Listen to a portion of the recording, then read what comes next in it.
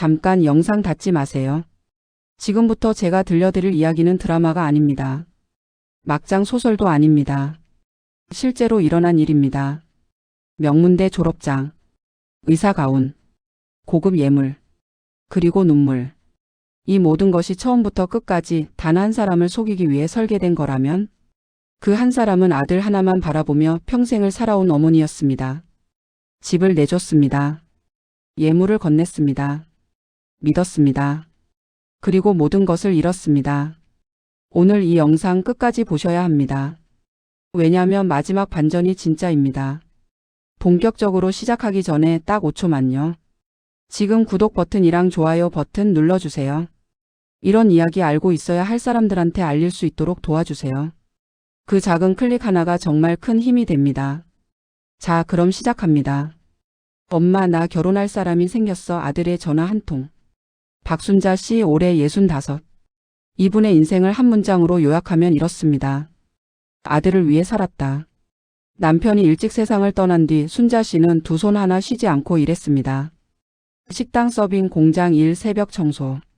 뭐든 했습니다. 아들 민준이 학원 한 번 더 보내려고, 밥 한 끼 더 먹이려고, 신발 한 켤레 더 사주려고. 그렇게 키운 아들이 어느 날 전화를 했습니다. 엄마, 나 결혼할 사람 생겼어. 뭐? 갑자기? 어떤 사람인데? 엄마 마음에 들 거야. 진짜로. 명문대 나왔고 직업이 의사야. 병원 의사. 의사? 응. 내과 전문의. 요즘도 환자 보고 있어. 나이도 나랑 비슷하고 집안도 괜찮아. 엄마, 이번엔 진짜야. 전화를 끊고 순자 씨는 한참을 울었다고 합니다. 기쁨의 눈물이었습니다. 평생 가난하게 살아온 집 반지하에서 아들 데리고 버텨온 세월. 그 세월이 보상받는 기분이었다고요. 내 아들이 드디어 제대로 된 사람 만났다고. 의사 며느리라니. 꿈에서도 바라지 않던 일이었습니다. 순자 씨는 그날 밤 두 손 모아 기도했습니다. 감사합니다. 우리 민준이 이제 행복하게 해주세요. 그로부터 2주 후 며느리가 될 사람을 처음 만났습니다. 이름은 한지연. 32살. 첫 인상부터 남달랐습니다. 키가 훤칠하고 피부가 곱고 말 한마디 한마디가 조심스럽고 단정했습니다. 순자 씨가 차를 내오자 두 손으로 받았고 어른한테 먼저 고개를 숙였습니다. 어머니, 처음 뵙겠습니다. 한지연이라고 합니다. 잘 부탁드립니다. 이렇게 예의 바를 수가 있나. 게다가 의사라니. 어머, 어디 병원에서 일해요? 강남 쪽 내과에 있어요. 요즘 환자가 많아서 많이 바쁘긴 한데 그래도 민준 씨 만나는 시간은 꼭 챙기려고요. 바쁜 사람이 시간 내줘서 고맙네. 고생이 많겠어. 그날 순자 씨는 집에 돌아가는 지연의 뒷모습을 한참 바라봤다고 합니다. 저런 사람이 우리 집에 들어오는 거야. 가슴이 꽉 찼습니다. 그 꽉 찬 가슴 속에 의심은 단 한 톨도 없었습니다. 문제는 거기서부터였습니다. 순자 씨는 며느리를 믿고 싶다가 아니라 믿어야 한다고 생각했습니다. 아들이 좋아하는 사람이니까. 성공한 전문직이니까. 말도 바르고 태도도 바르니까. 그 믿음은 곧 행동으로 이어졌습니다. 그리고 그 행동이 나중에 순자 씨의 모든 것을 무너뜨리게 됩니다. 며느리한테 집을 해줘야지. 결혼 준비가 시작되자 순자 씨는 팔을 걷어붙였습니다. 아들이 엄마 뭐 안 해줘도 되라고 했지만 들을 순자 씨가 아니었습니다. 평생 아들 하나 바라보고 살았는데 결혼하는 마당에 빈손으로 보낼 수는 없었습니다. 순자 씨에게는 딱 하나의 재산이 있었습니다. 20년 전 남편이 남겨준 빌라 한 채. 오래됐지만 전세로 돌리면 꽤 목돈이 나오는 집이었습니다. 순자 씨는 그 빌라의 전세 보증금을 빼서 신혼집 마련에 보태기로 했습니다. 주변에서 말렸습니다. 순자야, 그 집이 내 노후 아니야. 섣불리 손대지 마. 무슨 소리야. 의사 며느리한테 내가 이것도 못 해줘? 나중에 걔가 다 갚아줄 거야. 의사가 돈을 얼마나 버는데. 그래도 아직 결혼도 안 한 사람인데. 됐어. 내 아들 결혼인데 내가 알아서 해. 결국 순자 씨는 전세 보증금 1억 2천만 원을 빼냈습니다. 거기에 그동안 모은 적금 3천만 원까지 보탰습니다. 총 1억 5천. 노후 자금 전부였습니다. 그 돈으로 신혼집을 구했고 예물도 준비했습니다. 지연 씨 손목에 채울 명품 시계, 금반지, 현금 봉투까지. 합치면 거의 3천만 원에 육박했습니다. 지연은 예물을 받을 때 눈물을 글썽였습니다. 어머니 이렇게까지 안 하셔도 되는데. 정말 감사해요. 무슨 소리야. 당연히 해줘야지. 우리 집에 오는 사람인데. 어머니 같은 분이 시어머니여서 저 정말 복 받은 것 같아요. 그 말이 순자 씨 가슴 깊이 박혔습니다. 이 애가 진심이구나. 이 애는 우리 가족이 될 자격이 있어. 결혼식은 조촐하게 치러졌습니다. 지연 쪽 집안이 우리 형편이 어렵다며 예식 비용 대부분을 순자 씨 쪽에서 부담하게 됐는데 그때도 순자 씨는 군말 없이 냈습니다. 괜찮아.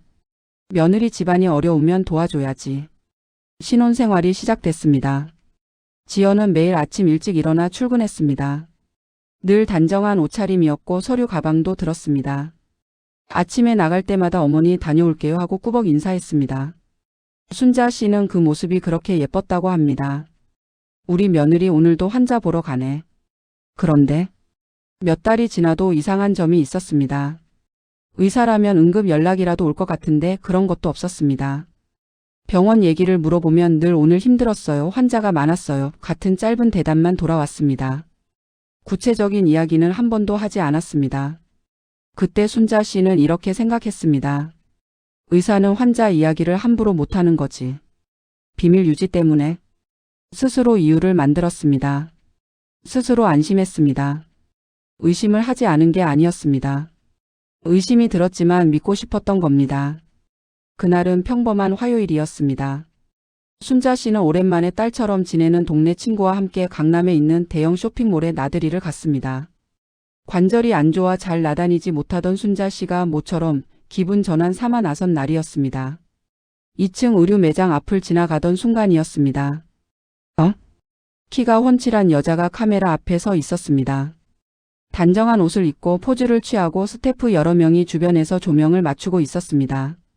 처음엔 그냥 지나치려 했습니다. 요즘 쇼핑몰에서 화보 촬영하는 거 흔하니까. 그런데 고개를 드는 순간 얼굴이 보였습니다. 지연아? 지연이었습니다. 병원에 있어야 할 며느리가 강남 쇼핑몰 한복판에서 모델 아르바이트를 하고 있었습니다. 순자야, 저기 너네 며느리 아니야? 그러게. 왜 저기 있지? 지연은 아직 순자 씨를 보지 못했습니다. 카메라 앞에서 환하게 웃으며 스태프의 지시에 따라 포즈를 바꾸고 있었습니다. 완전히 익숙한 듯 전혀 어색함 없이. 순자 씨는 그 자리에서 다리에 힘이 풀렸습니다. 병원은 어떻게 되고. 야, 일단 가자. 여기서 마주치면 이상해. 순자 씨는 그 자리를 피했습니다. 집에 돌아와서도 아무 말도 못했습니다. 아들한테도 며느리한테도.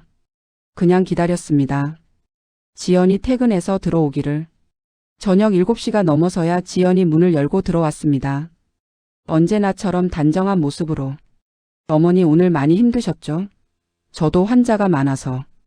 오늘 어디 있었어? 네? 병원에 있었죠. 왜요? 강남 쇼핑몰은? 짧은 침묵이 흘렀습니다. 그 침묵이 모든 걸 말해줬습니다.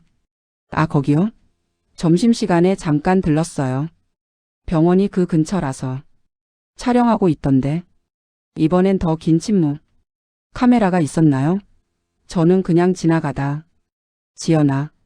내가 직접 봤어. 그날 이후 순자 씨는 잠을 못 잤습니다.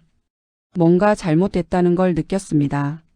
하지만 아직은 설마 하는 마음이 더 컸습니다. 의사이긴 한데 아르바이트를 같이 하는 건지도 모르지. 요즘 의사들도 SNS 활동하고 그러잖아. 순자 씨는 또다시 스스로를 설득했습니다. 하지만 이번엔 쉽게 안심이 되지 않았습니다. 의심이 시작되면 눈이 달라집니다. 순자 씨는 그때부터 조용히 지켜보기 시작했습니다. 작은 것들이 눈에 걸렸습니다. 지연이 가방에서 꺼내는 서류들. 어느 날 보니 병원 로고가 없었습니다.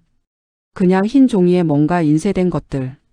의사라면 있을 법한 면허증. 집 안 어디에도 없었습니다. 지연이 쓰는 단어들. 환자 처방 진료라는 말은 쓰는데 구체적인 병명이나 약 이름, 병원 내부 이야기는 단 한 번도 입 밖에 낸 적이 없었습니다. 순자 씨는 아들 민준에게 조심스럽게 말을 꺼냈습니다. 민준아, 지연이가 다니는 병원 이름이 뭐야? 왜요?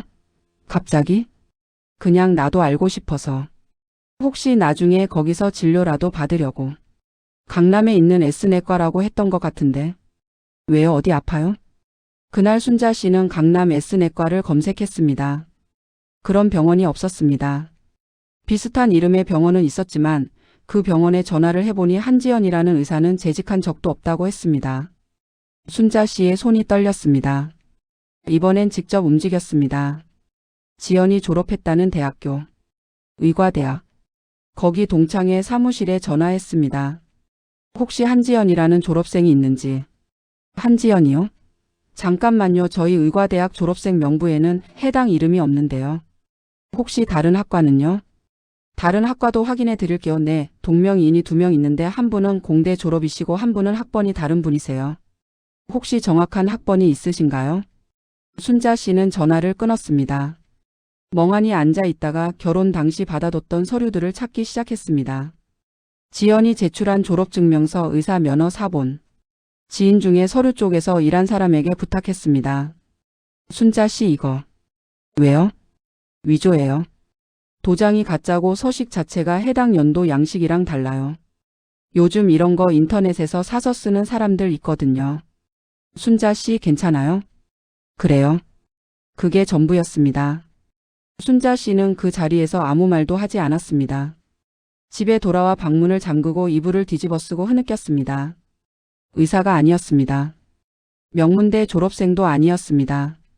그렇다면 지연은 누구였을까요? 알고 보니 지연은 고등학교 졸업 후 잠깐 전문대를 다니다 중퇴한 상태였습니다. 이후에 쇼핑몰 직원, 판매 알바, 행사 도우미 등을 전전했고 외모가 준수해서 간간히 모델 알바도 했습니다. 그게 순자 씨가 쇼핑몰에서 본 장면이었습니다. 민준을 만난 건 SNS를 통해서였습니다. 처음부터 의도가 있었는지 아니면 사귀다 보니 거짓말이 눈덩이처럼 커진 건지. 그건 지연만 알고 있을 것입니다. 하지만 분명한 건 하나. 단 한 번도 진실을 말한 적이 없었다는 것. 진실이 밝혀진 날 세 사람이 한 테이블에 앉았습니다. 순자 씨, 민준 그리고 지연. 순자 씨는 미리 다 알고 있었지만 아들에게는 그 자리에서 처음 말했습니다. 민준아, 지연이가 의사가 아니야. 무슨 말이에요? 졸업증명서 위조야. 병원에도 다닌 적 없어. 학교도 나온 적 없고. 민준은 지연을 바라봤습니다. 지연은 고개를 숙였습니다. 지연아, 이게 무슨 말이야? 엄마 말이 맞아? 미안해. 미안해? 미안하다고? 미안하다는 게 답이야, 지금? 처음에는 그냥 조금만 포장하려고 했어. 근데 점점 거짓말이 커져서 나도 어쩔 수가 없었어. 민준 씨가 좋았거든. 진짜로. 사랑해서. 사랑? 지금 사랑 얘기해? 그 순간 순자 씨가 끼어들었습니다. 지연아. 그럼. 예물은? 내가 준 시계랑 반지, 현금. 다 어디 있어? 죄송해요. 죄송하다는 말 말고. 어디 있냐고? 친정에 갚아야 할 빚이 있었어요. 카드 빚이랑 사채가 좀 있어서. 어머니가 주신 걸로 갚았어요. 그 말을 듣는 순간 민주는 자리에서 일어났습니다. 야, 지금 뭐라고 했어? 엄마가 준 예물을 빚 갚는 데 썼다고? 어머니가 형편이 어려운 줄 알면서도 이렇게 많이 챙겨주셨는데 저는 받은 순간 이미 어디 쓸지 정해져 있었어요. 진짜 죄송해요. 그때 처한 상황이 너무. 처한 상황이? 처한 상황. 우리 엄마가 어떻게 모은 돈인지 알아? 그 돈이 엄마 노후 자금이야. 노후 자금. 방 안이 한동안 울음과 고함으로 채워졌습니다. 지연은 사랑했다고 반복했습니다. 처음부터 속이려 한 건 아니라고. 상황이 이렇게 됐다고. 하지만 순자 씨는 이미 지연의 눈물이 보이지 않았습니다. 처음 만났던 날 글썽였던 눈물도. 예물을 받으면서 고마워했던 눈물도. 지금 이 자리의 눈물도. 지연아, 사랑해서 속였다고 했지? 네. 사랑이 아니라 계획이었겠지. 지연은 아무 말도 하지 못했습니다. 사랑하는 사람한테 처음부터 거짓말하는 사람은 없어. 학벌 속이고 직업 속이고 서류까지 위조하고. 그건 준비한 거야. 처음부터. 그날 이후 지연은 집을 나갔습니다. 민주는 이혼 절차를 밟았습니다. 형사 고소도 검토했지만 길어지는 법적 분쟁이 또 다른 상처가 될 것 같아 결국 합의 이혼으로 마무리됐습니다. 예물로 건넨 돈은 돌아오지 않았습니다. 지연의 친정에 이미 흘러들어간 돈이었고 회수하려 해도 이미 손쓸 수 없는 상태였습니다. 순자 씨의 노후 자금 1억 5천만 원. 그 돈의 상당 부분은 이미 신혼집 보증금과 결혼 비용으로 사라졌습니다. 남은 건 아들의 상처 그리고 텅 빈 통장. 순자 씨는 그 이후로 한동안 거의 말을 하지 않았다고 합니다. 밥도 제대로 먹지 않고 그냥 하루를 멍하니 보냈습니다. 어느 날 민준이 물었습니다. 엄마 괜찮아요? 괜찮아. 미안해요. 내가 사람을 잘못 봤어. 아니야. 나도 보고 싶은 것만 봤어. 의사 며느리. 그 말 하나에 내가 다 믿어버린 거지. 잠시 침묵이 흘렀습니다. 사람을 믿는 게 잘못은 아니야. 근데 앞으로는 천천히 봐야겠다. 아무리 좋아도. 이 이야기에서 가장 무거운 것은 사라진 돈이 아닙니다. 순자 씨가 평생 쌓아온 사람에 대한 믿음이 무너졌다는 겁니다. 아들을 믿었고 며느리를 믿었고 사람이 하는 말을 믿었습니다. 그 믿음을 누군가는 도구로 사용했습니다. 이 세상에는 당신의 선함을 노리는 사람이 있습니다. 당신이 사랑하기 때문에 방심할 것을 알고 당신이 가족을 위한다는 이유로 눈을 감는다는 것을 알고 접근합니다. 그래서 조심해야 합니다. 믿음은 소중하지만 확인은 더 소중합니다. 사랑도 결국 진실 위에서만 오래 설 수 있습니다. 오늘 이야기 어떠셨나요? 끝까지 보신 분들 지금 아마 가슴이 무겁거나 화가 나거나 아니면 한숨이 절로 나오실 겁니다. 그게 정상입니다. 그 감각이 살아있다는 증거니까요. 저도 이 이야기를 정리하면서 몇 번을 멈췄습니다. 순자 씨가 평생 모은 돈이 얼마인지, 그 돈을 모으기 위해 얼마나 많은 새벽을 버텼는지를 생각하면 말이 쉽게 안 나오더라고요. 그런데 여러분, 이 이야기에서 진짜 무서운 게 뭔지 아세요? 지연이 특별히 대단한 사기꾼이어서가 아닙니다. 순자 씨가 특별히 어리석어서도 아닙니다. 무서운 건 우리 모두 순자 씨가 될 수 있다는 겁니다. 사랑하는 사람이 데려온 사람. 말씨가 바르고 태도가 단정하고 직업도 그럴듯한 사람. 그 사람을 처음부터 의심하는 게 오히려 이상한 거잖아요. 믿는 게 당연한 거잖아요. 근데 그 당연함을 누군가는 무기로 씁니다. 우리가 선하기 때문에, 우리가 가족을 사랑하기 때문에, 우리가 믿고 싶어 하기 때문에. 그래서 이 이야기는 단순히 나쁜 며느리 이야기가 아닙니다. 확인하지 않은 믿음이 얼마나 쉽게 무너질 수 있는지에 대한 이야기입니다. 사랑은 눈을 멀게 한다고 하죠. 맞는 말입니다. 하지만 눈을 감은 채로 지갑을 열면 안 됩니다. 마음을 여는 것과 전 재산을 내어주는 건 다른 문제니까요. 아무리 가족이어도 아무리 믿고 싶어도 중요한 결정 앞에서는 천천히 하나씩 확인하는 습관이 우리를 지킵니다. 순자 씨가 나쁜 사람이어서 당한 게 아닙니다. 너무 좋은 사람이어서 당한 겁니다. 그리고 이 세상에는 좋은 사람을 노리는 나쁜 사람이 반드시 존재합니다. 부디 오늘 이 이야기가 여러분 마음 한켠에 작은 경계심으로 남아주길 바랍니다. 의심이 아니라 경계심. 사람을 믿되 상황은 확인하는 것. 그게 우리 자신을 지키는 가장 현명한 방법입니다. 마지막으로 지금 이 순간에도 순자 씨처럼 뒤늦게 진실을 알고 혼자 눈물 흘리고 계신 분이 있다면 이 말을 꼭 전하고 싶습니다. 당신이 믿은 게 잘못이 아닙니다. 속인 사람이 잘못한 겁니다. 오늘 영상이 조금이라도 의미 있으셨다면 구독과 좋아요 꼭 부탁드립니다. 알림 설정까지 해두시면 다음 이야기도 놓치지 않으실 수 있어요. 그리고 댓글로 오늘 이야기에 대한 여러분의 생각 꼭 남겨주세요. 여러분의 댓글 하나하나가 이 채널을 만들어가는 힘이 됩니다. 다음 영상에서 또 만나겠습니다.